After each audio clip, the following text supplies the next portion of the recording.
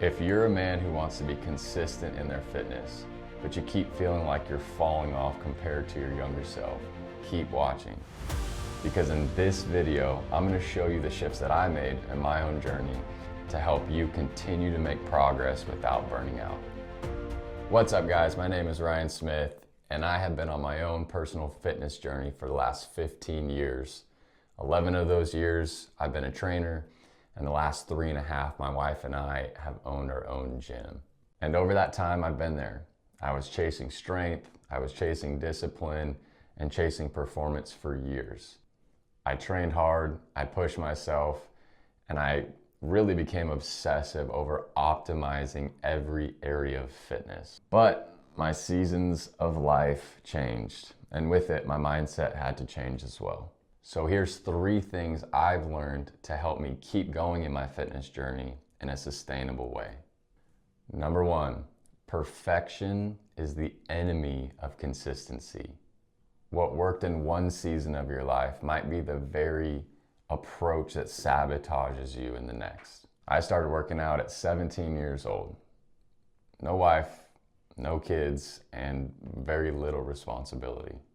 That was the case through the first part of my 20s as well, when I was hard charging after things like CrossFit performance goals. Now I have a wife, we have 4 kids, and we have a business. So I simply don't have the capacity to chase every fitness goal that I'd like to, like I did back in the beginning, in the initial season of my fitness journey. That doesn't mean that I can't continue to have progress, and I have. But what's had to shift is a focus on consistency and not perfection. If your approach to fitness only works when life is calm or when your responsibilities are low, it's not a sustainable approach. Number 2, progress looks different in different seasons. There are seasons of life where progress happens on a hockey stick curve, and then there's others where it's just slow and steady. But both are still progress. And learning to accept that will keep you grounded in all seasons, in particular those seasons that are extra busy or extra demanding. If you can't step back and realize that progress is still happening, even though it's not happening maybe at the rate that it did in a prior season, those are the times where it becomes really easy to quit. So realizing that progress is still being made, just not maybe at the same level, is the key to keep going. Number 3, and I think the most important one for all seasons of life, fitness has to be life-giving, not life-taking. In other words, fitness should give you more energy, not drain it.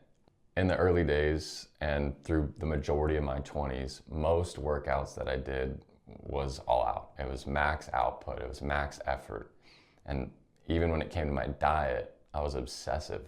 Now, don't get me wrong, it's great to push yourself. And in fact, I think that's one of the beauties of fitness, is that it challenges you, it shows you what you're made of, and it helps to strengthen your mental toughness. But that doesn't mean that every workout you do should leave you on the floor, or that you should obsess over the optimization of every aspect of fitness. In fact, unless you're a paid athlete or somehow getting compensated for your fitness pursuits, it's not really a sustainable way to approach fitness. That doesn't mean you never push yourself. That doesn't mean that you never challenge yourself. But what that does mean is that sometimes you have to take your foot off the gas pedal a little bit to get where you want to go. At the end of the day, fitness should support your life. It should enhance your life. It's not something that should compete with it or battle against it. If you can get your mind wrapped around these 3 concepts, not only will you stay in shape for the long haul, but you'll have more energy for your family, for work, and for the things that actually matter in life.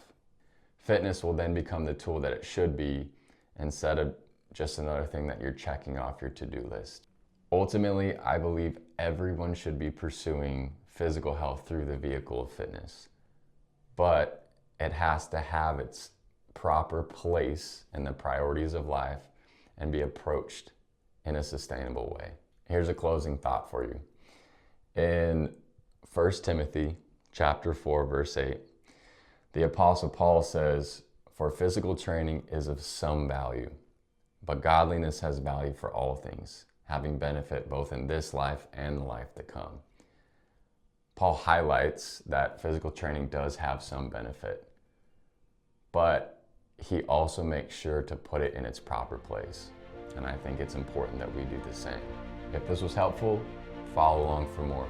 And if you want help actually applying this in your life, I work with men to help them align their faith, their family, their fitness, and all other priorities of life.